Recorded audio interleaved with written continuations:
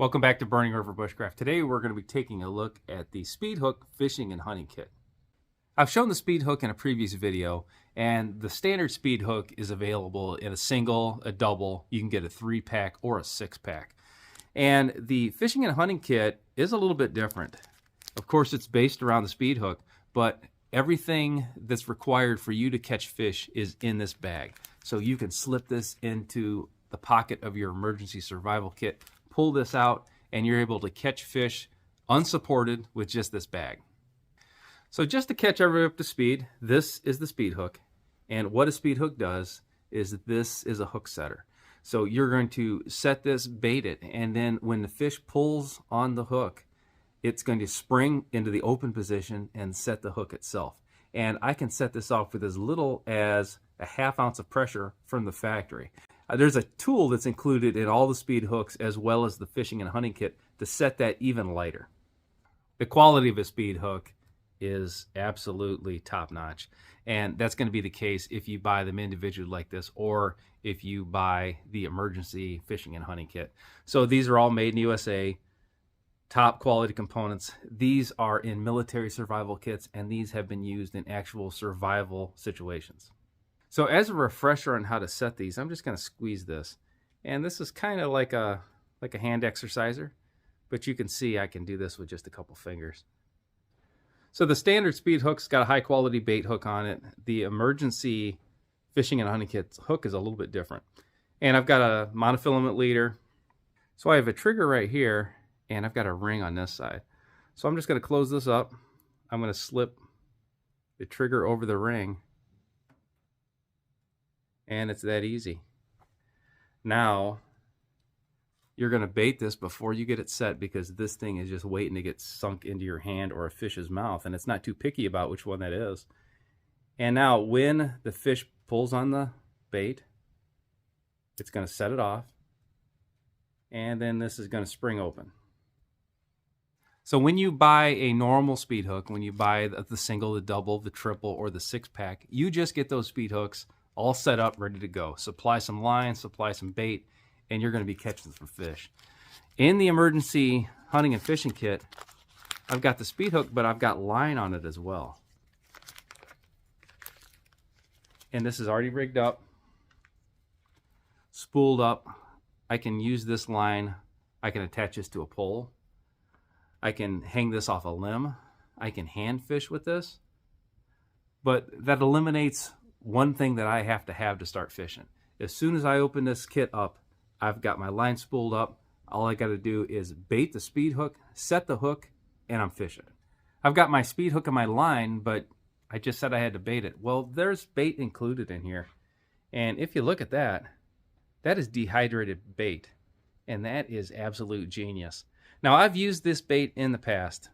And what you do is when you rehydrate it, it actually swells up. And this gives scent in the water. So this is going to give off the scent of shrimp and crayfish. And you can use one, so I can rehydrate just one piece of bait and I can save the rest. So if the fishing wasn't so hot and the bait dried up, all I have to do is add more water and rehydrate them and use them again. So these can be rehydrated and dehydrated over and over again, and I can use them the entire time. And if for some reason these were to freeze, all I got to do is thaw them out. They can be used just fine after they're frozen. So also in this bag right here, this is a tool that sets the amount of force it takes to set the Speedhook off. So if you are hand casting these, or say you're fishing in the ocean and it's extremely wavy and it's setting your Speedhook off, you can make it a little bit heavier, and you can make this lighter as well, but you better be really careful doing that. These Speedhooks are set really light and really sensitive right from the start. So you should practice with them, and you should use them and be very comfortable before you attempt to make these any lighter, or there's a very good chance you're going to set one off and send a hook into your hand. So that's awesome. The emergency fishing and hunting kit comes right out of the bag. I've got my line. It's rigged up. I've even got bait that I just have to rehydrate. But there's also directions with it. And this is not just how the Speedhook works. These are directions on how to catch fish. So there's a couple different sets. There is a pretty unique one I've never seen before for fishing on ice. I will probably do a video on this one once the weather changes and we get into some ice. There's also tips on how to use that bait bag actually as a bobber. This is an emergency fishing and hunting kit, and the only thing I've showed so far is fishing gear. But in an emergency situation, you can set that speed hook on dry land. And if a squirrel or a chipmunk or a bird or some other small mammal pulls on that bait, it's going to get hooked just the same. So that is not something that's pleasant and people really want to talk about, but in an emergency situation and it's life or death, hooks and line like that are going to catch a lot of non-fish species as well. We're going to rehydrate our bait, and we're going to rig up our emergency fishing and hunting kit. We're going to go out and set it. The directions call for 3 drops of water and let it sit for 45 minutes. So that's what we're going to do right now. And while we're waiting for the bait to completely rehydrate, we're going to rig up our fishing and hunting kit using a pretty cool trick that's included in the tips and tricks page. That's sized about like a maggot or a mealworm. So I've got one down here on this tin, and we're going to put a little bit of water on it. So this is about as scientific as I care to get with survival bait. I'm going to go 1. Yeah, that's plenty. That was 1 long drop. So we'll call that good. And we'll let that soak that water in. I don't always read the directions when I get something. And the tips and directions with this emergency fishing and hunting kit are actually really good. You are not doing yourself any favors if you don't take the time to read this before you actually need this kit. So we're going to use the bait bag, and we're going to improvise a float.